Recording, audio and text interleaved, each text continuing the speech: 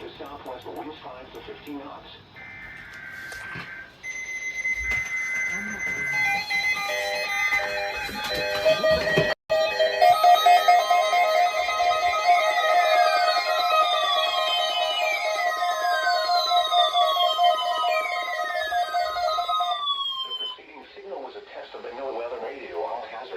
KAC 85 public warning system.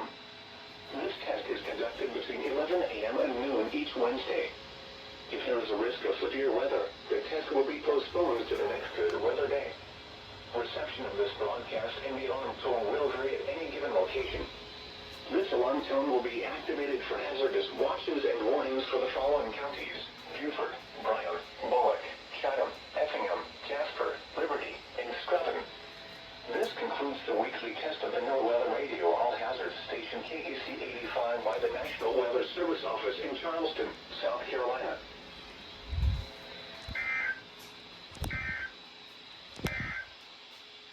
The offshore waters forecast from KAC